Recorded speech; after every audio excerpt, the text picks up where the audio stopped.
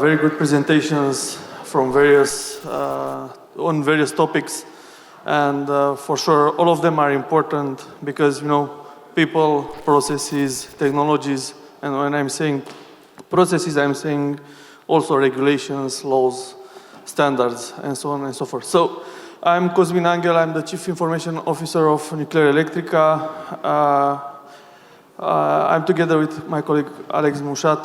I will let him actually to introduce himself. Let me see how I can go for, I come into this role almost around 2 years back. I have a cybersecurity background, but originally I'm an IT guy, like DBA. Then I did some intelligence on cybersecurity intelligence, then security operations, and now come back to the IT as a CIO.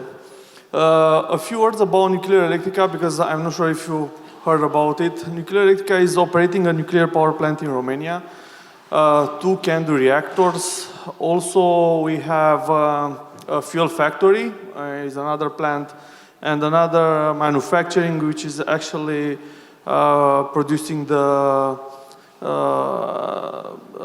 initial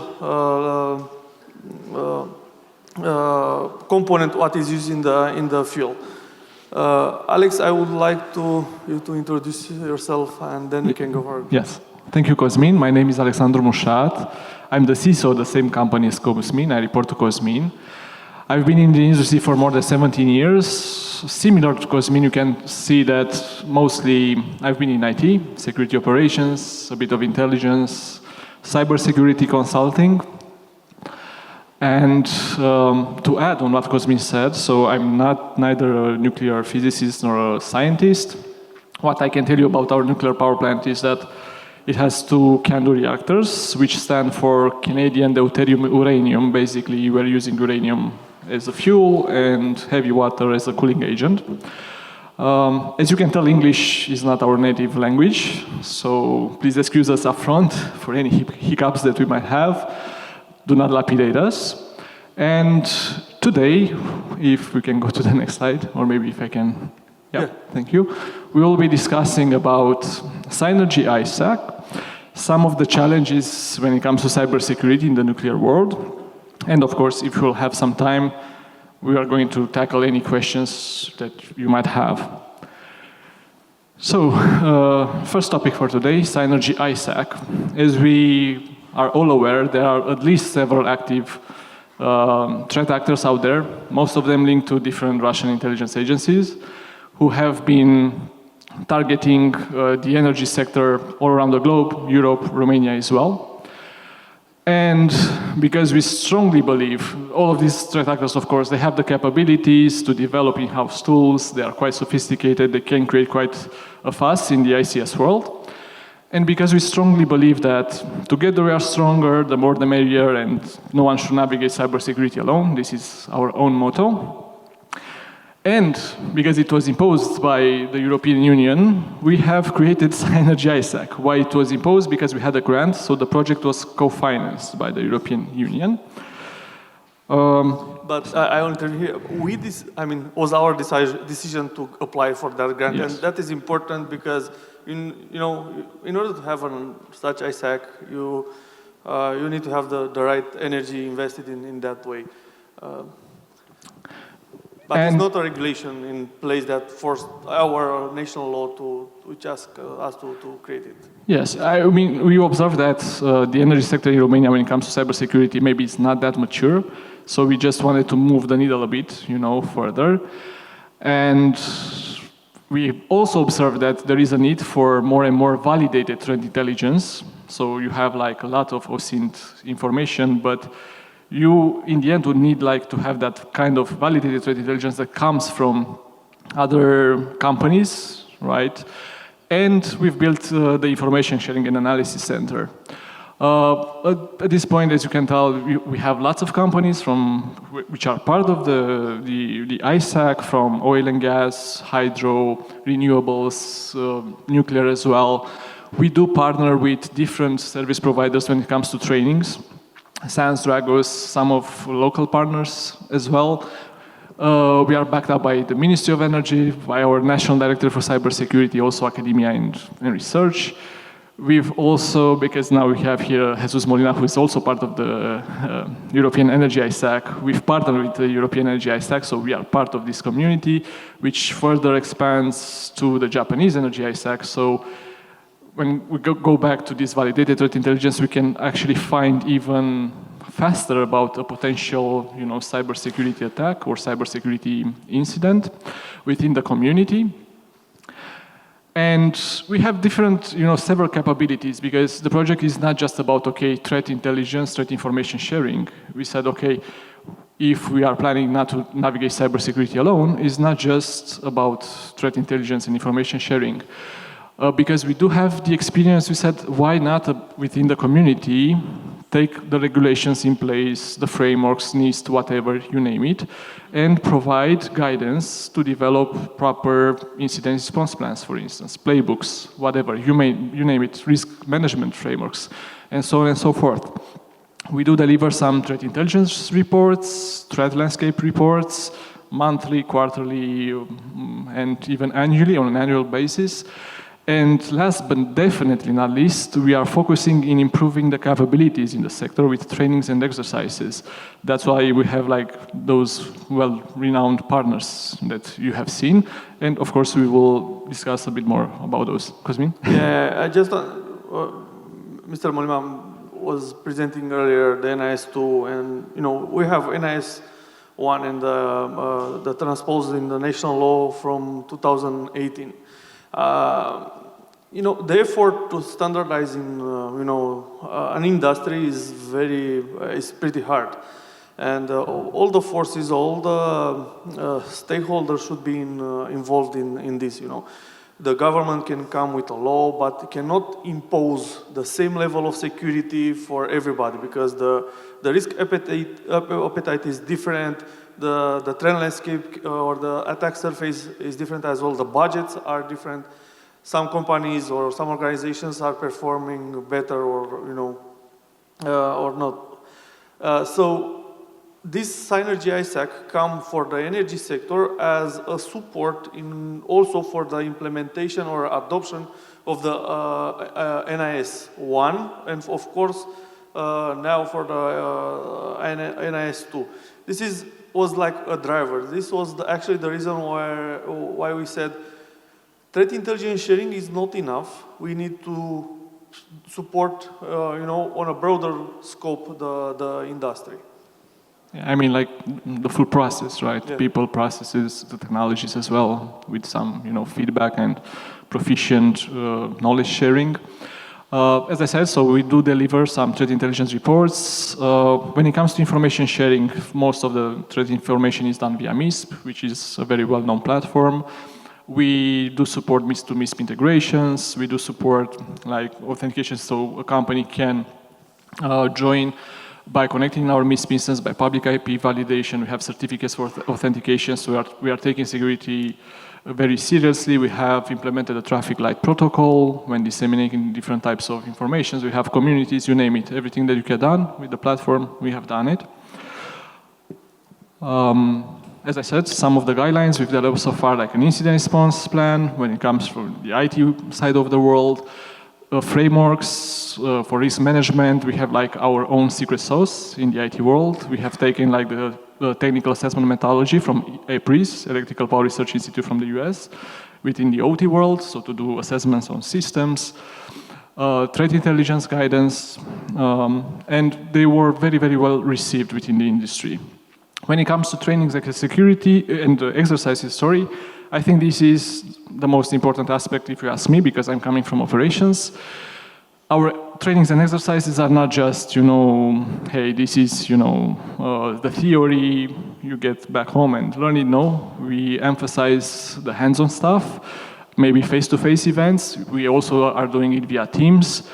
And we partnered with lots of, great companies to make it even, harder from exercise to exercise. This is actually the last session. We've done it in mid-April this year for the full energy sector. We had like 38 companies attending with specialists. We've done it in an awesome place, which is the Palace of the Parliament in Romania, which is the heaviest building in the world, built by Ceausescu, but this is another story. We had like also, training done by SANS on the ICS for managers, because we had like top management representatives as well, 418, but also a very, very difficult CTF, which we partnered with Dragos for that. So we would like to thank them as well. And this was mapped on Electrum, on Sandrum, the threat actor. The exercises from last year were mapped on oil rigs, so we tried to emulate different threat actors who are operating, not just in the region, but in the sector as well, with a proper infrastructure and a platform, a polygon. So it is quite exciting. I thought we had like a slide with some of the conclusions. I'm not sure why it's not here, but I can just talk about it before we jump in the cybersecurity, specific to the nuclear world.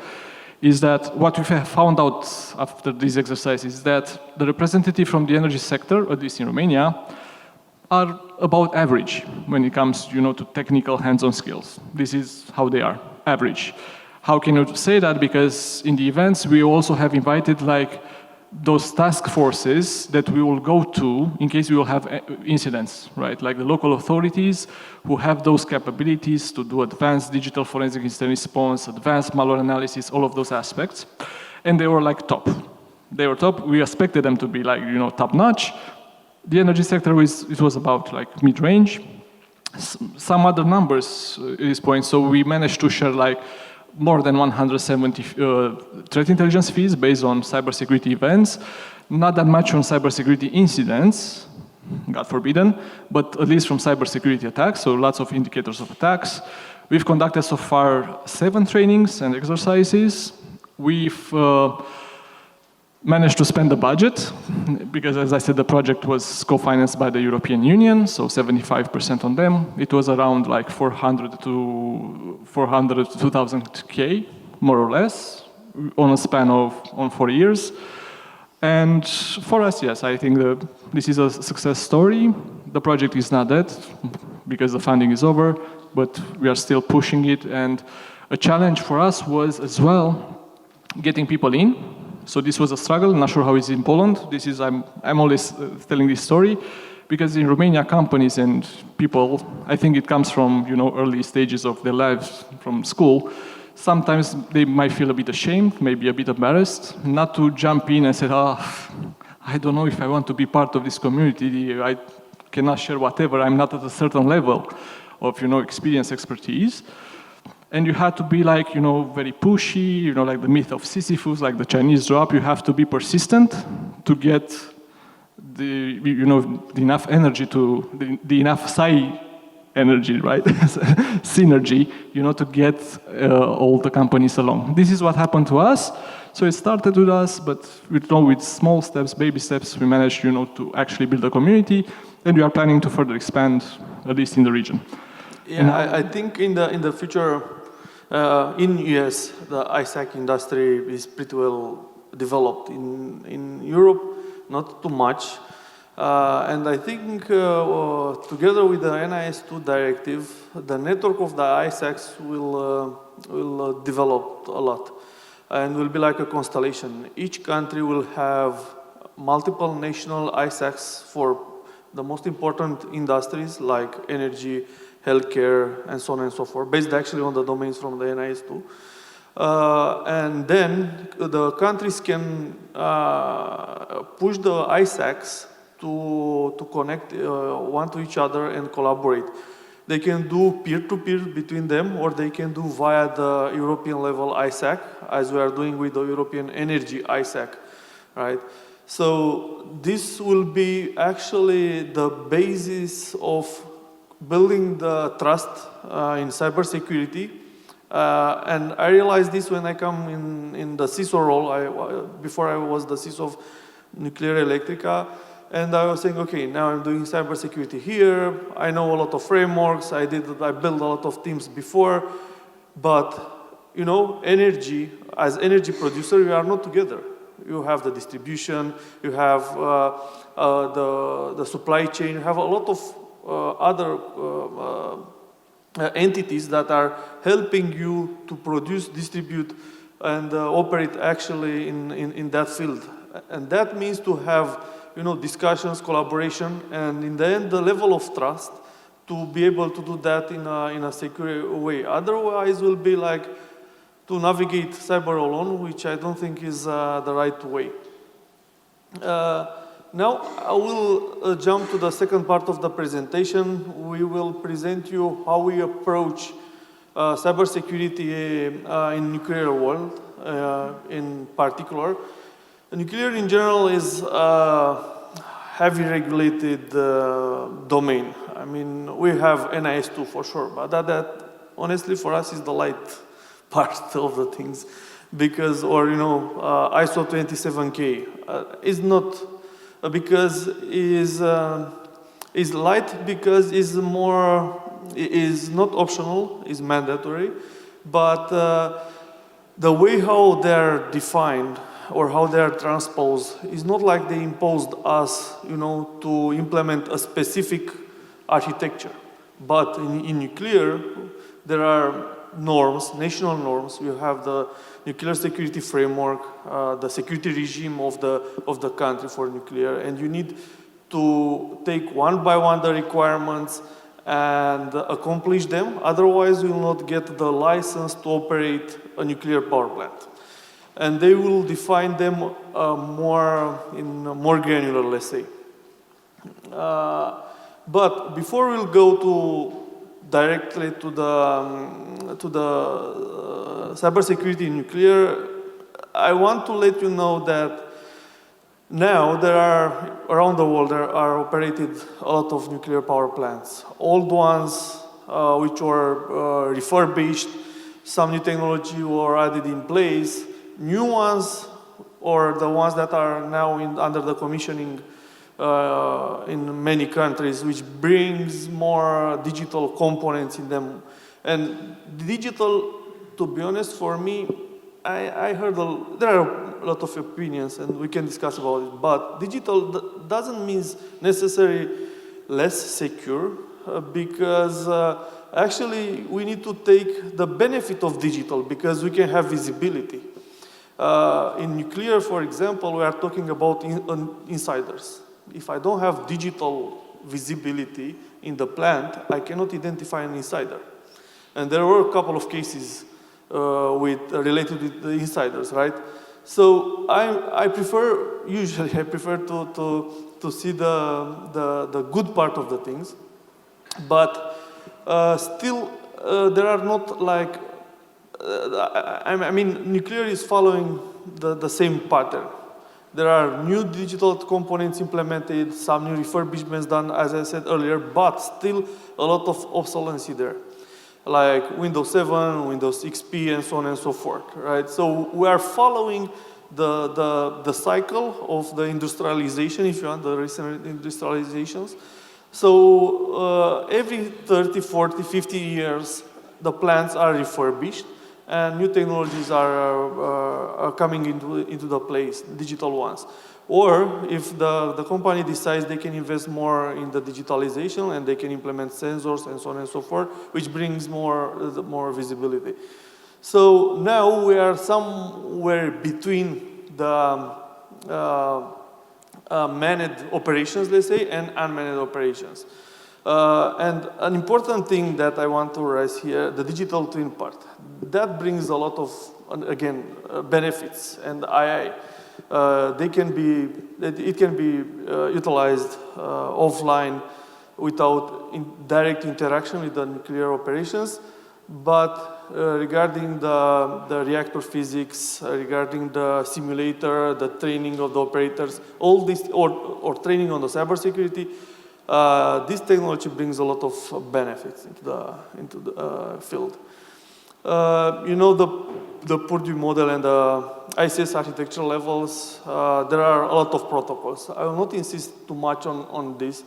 Programmable logic controllers, RTUs, EHMIs, and a lot of things. And they are not coming from one vendor. It can be Hitachi, ABB, Siemens, and the others. And some of them are, already, they don't have a very well documented protocols. What I want to discuss more, maybe, is the cyber kill chain on the ICAs. As an attacker, it's pretty difficult to go in a manufacturing plant or oil, gas, nuclear, doesn't matter, because you have this segregation between the ICS and the OT, right? And if you don't have an insider there, or when you want to prepare the attack, you need to collect some data. It's not like I'm doing an internet scanning. I'm taking Nuclearelectrica.ro and I'm scanning to find vulnerabilities. That will not help them too much because they want to go to the OT side of things, right? And to go there, you need more and deep details about infrastructure, users. Maybe an AD admin will not help them. Why? Because the IT AD is not used on the OT side. It's different. So they need to see mainly how the segregation between IT and OT is done and how they can jump there. So they will follow the same kill chain that you saw, right? Starting with reconnaissance up to the act on objectives in two phases. On IT, and once they have enough data, because the first stage is aimed to collect data to facilitate the second one, and then they will develop a new malware, a new attack, using different TTPs, tactics, techniques, procedures, and then will delivery, and they will use for sure, in 99% of the cases, will use a different delivery method, will not use the same one. It can be, insider, it can be infected USB, and misconfigurations, third party, and so on and so forth, but will not be necessarily a phishing email. Why? Because we don't access phishing from the OT world, from the OT side of things, right? From the OT network. So once they deliver the new malware, they will install and will act on objectives. And there are a couple of cases. We will say, for our users, or pretty hard to explain them, yeah, this is happening, because they're saying, is not internet facing, is air gap network. That is not communicating with the internet. How they will bring here? And there are, if you'll do the risk analysis, and I have a slide regarding risk analysis, you'll find a couple of ways, if you have good imagination, how to do that. So in this case, we'll say, okay, but how we can respond to the ICS incidents? Because there are different things. In the IT incident response, my SOC team, my incident responders will act on their objective to stop the bleeding. That's fine. They will interact directly with the IT systems, and they will do whatever they want in order to stop the bleeding. Of course, they will have support from the IT guys. But they have visibility, they have VDRs, they have endpoint protection, whatever, a lot of technologies. But on the OT side, they cannot go and shut down a DCS or a DCC or whatever, a safety system. That's not possible. A cybersecurity guy, maybe he doesn't have access on the plant. He doesn't have the required safety training to be able to get the badge to go on the site, right? So in that scenario, we have the responsible system engineers that will need to get and offer support for the cybersecurity guys, right? And perform the right actions. The cybersecurity guy actually will become like a consultant for the SRE, for the system responsible engineer, who is responsible also for the cybersecurity of the system he's managing, and will implement the right actions after they will establish them, right? So these are, I just want to highlight the different approaches, which is bringing more complexity. It's not difficult like a CISO. And I'm not talking about physical security, which is another elephant in the room. You know, we normally on the plant you have IT, OT, and physical security, which is a separated network.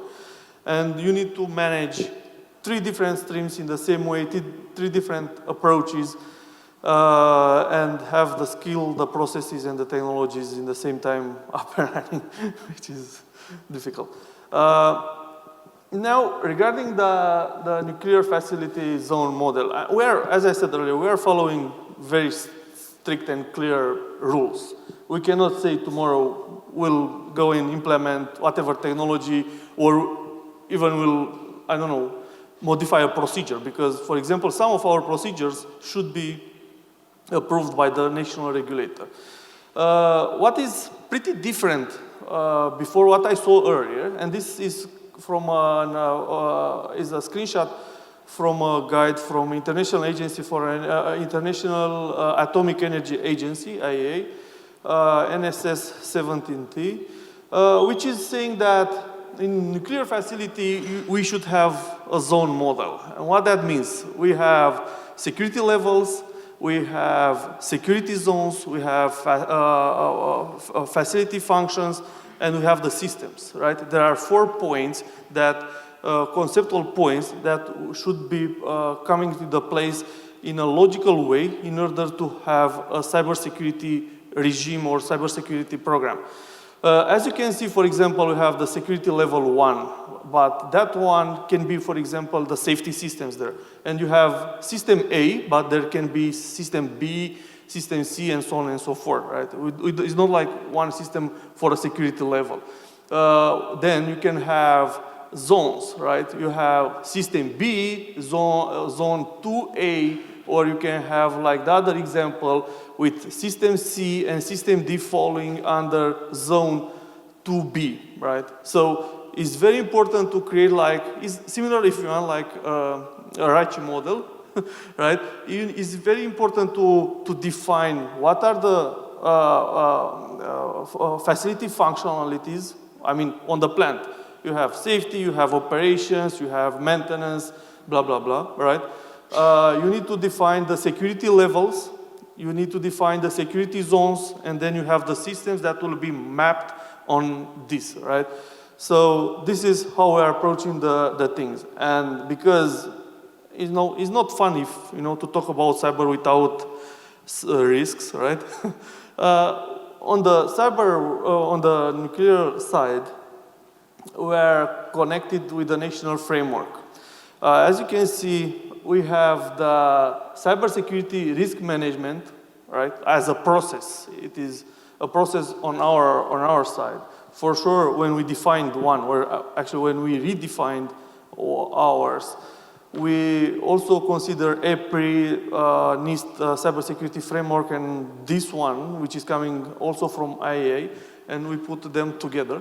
So it is very important to define the scope and say, okay, I need to do a facility characterization. It's not like in the business IT, when you say, I'm doing a general risk management, I have confidentiality, integrity, availability, right? You need to define in more granular the facility you are operating.